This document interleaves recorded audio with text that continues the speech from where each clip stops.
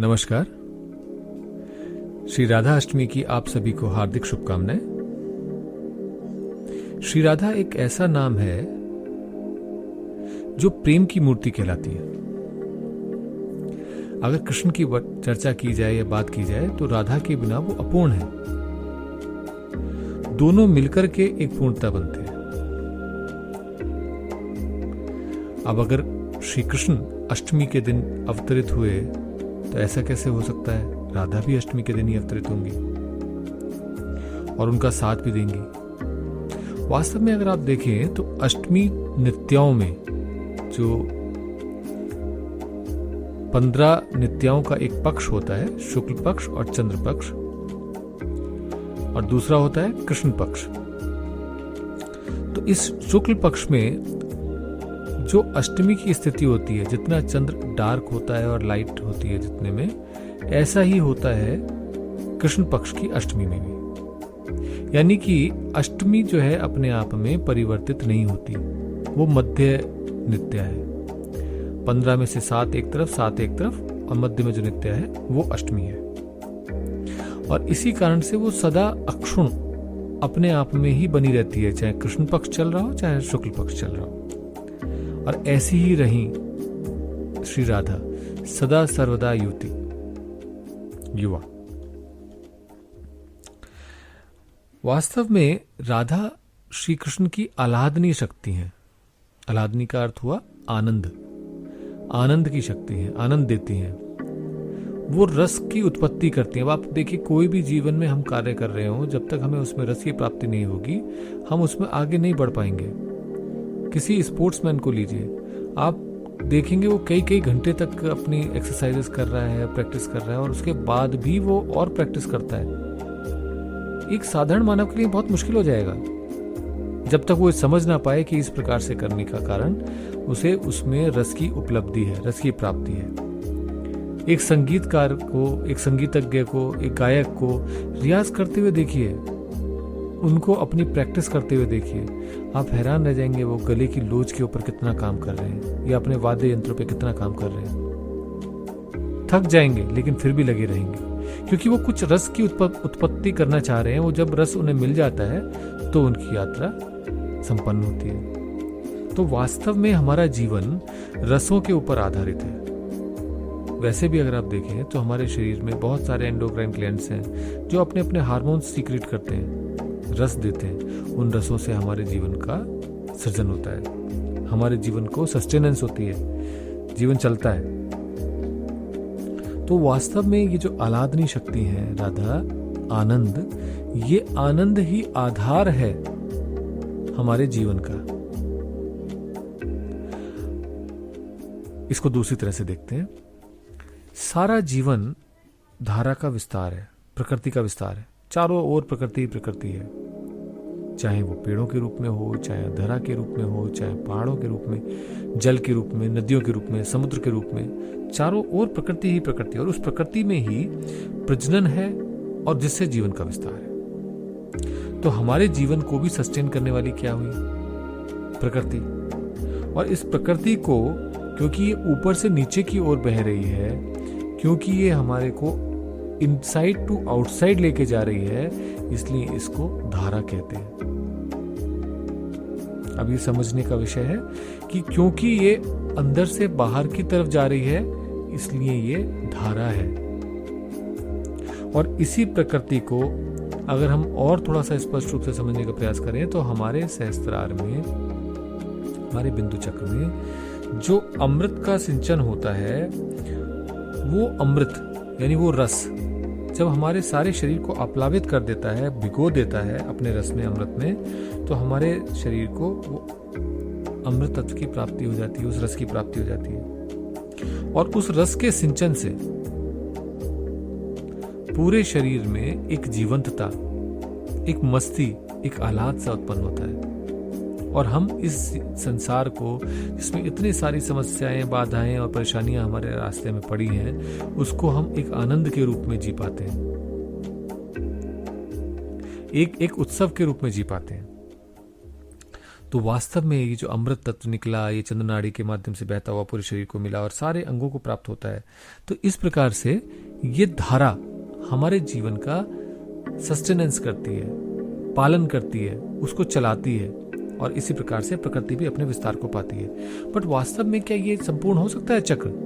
ये चक्र संपूर्ण करने के लिए ये आवश्यक है कि वो धारा को कोई और क्रिया हो जो कॉम्प्लीमेंट करे, जिसके माध्यम से नीचे से वापस वही सारी व्यवस्थाएं ट्रांसफॉर्म होके पुनः ऊपर पहुंचे और जहां से वो धारा फिर से प्रारंभ हो रही है। तो इस प्रकार से एक संपूर्ण व्रत बन जाएगा, साइक्लिकल प्रोसेस हो जाएगा। और इसलिए इस साइक्लिकल प्रोसेस में जो दूसरा पार्ट जो लुप्त है, दिखाई नहीं दे रहा है, वो पार्ट है राधा। धारा का विपरीत राधा। धारा जैसे अंदर से बाहर की ओर जा रही है, राधा बाहर से अंदर की ओर जा रही है। जैसे धारा नीचे से ऊपर से नीचे की ओर आ रही है, तो राधा नीचे से ऊपर की ओर जा रही है।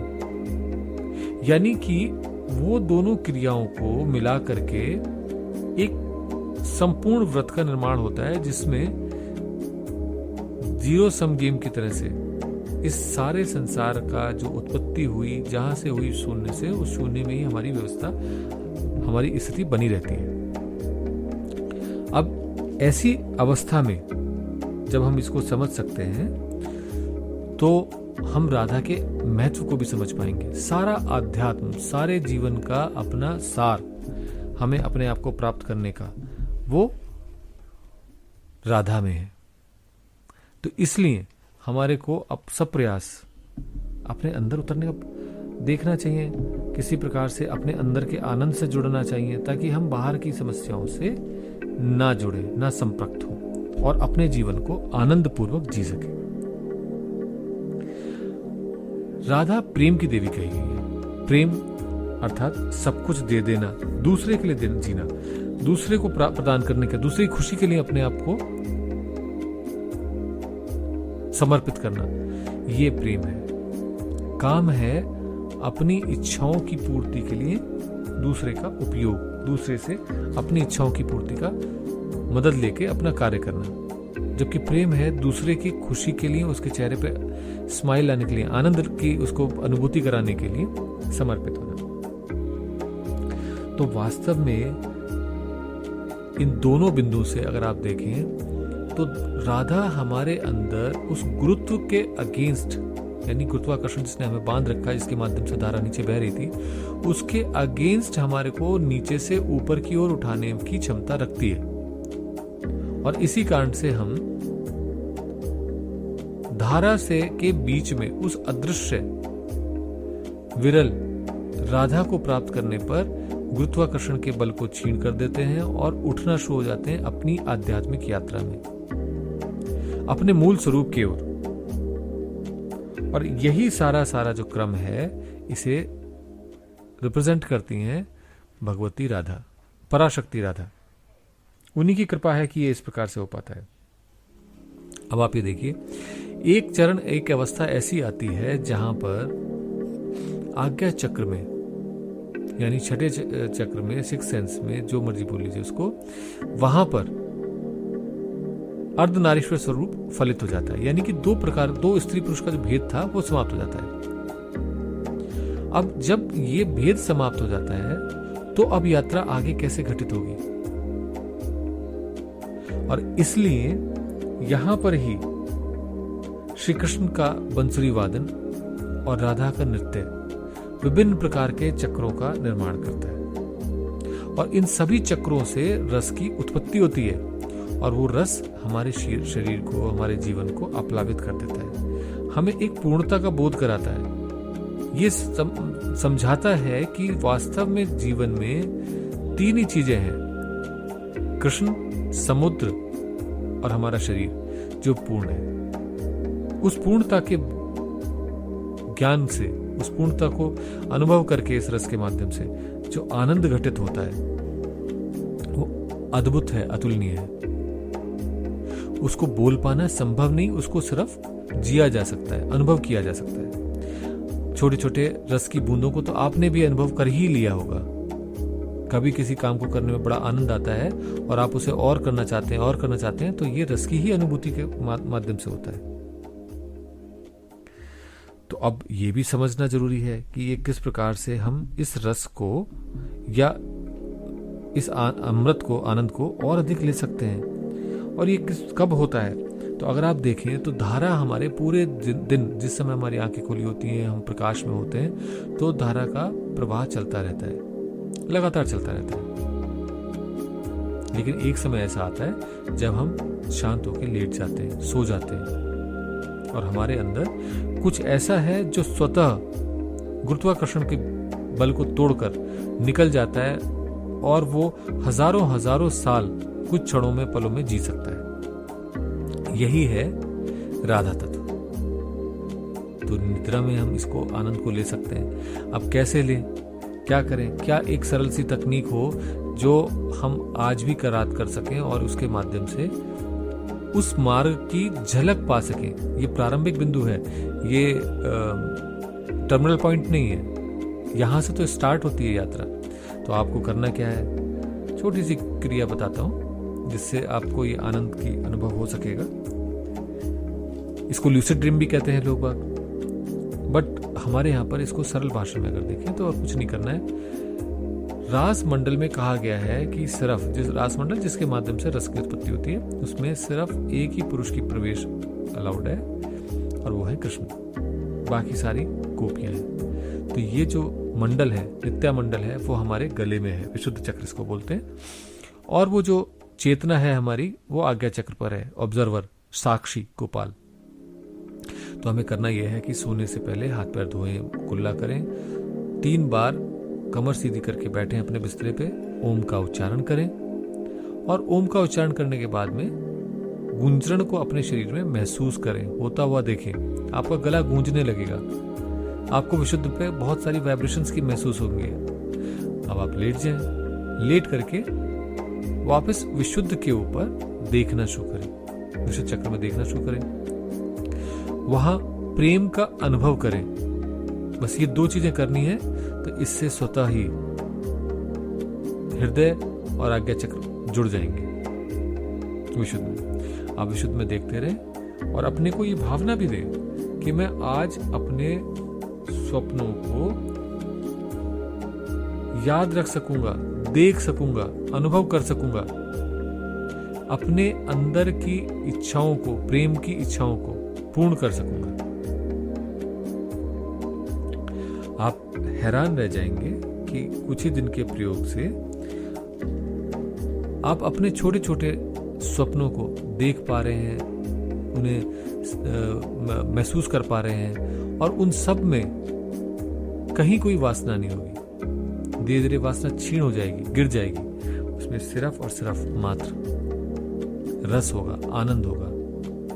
जो भी आपकी वासनाएं मतलब जो भी कामनाएं, जो भी इच्छाएं हैं, ये मकान हो, दुकान हो, ऐसा हो, वैसा हो, वहां वो सब चीजें जो है हम सिर्फ कल्पनाएं करते रह जाते हैं और वास्तव में नहीं करते हैं। लेकिन वो अपूर्ण इच्छाएं जो हमारे जीवन में रह जाती हैं, वो हमारे मन के माध्यम से बैलेंसिंग करने के काम आती है। लेकिन यहाँ अब क्या होगा कि वो उनकी आवश्यकता ही खत्म हो जाएगी बैलेंसिंग की। जो है उसमें आप संतुष्ट जीवन व्यतीत कर सकेंगे, और जो घटित होगा स्वप्न में वो आपको रस से भर देगा, आपके जीवन को आनंद से भर देगा।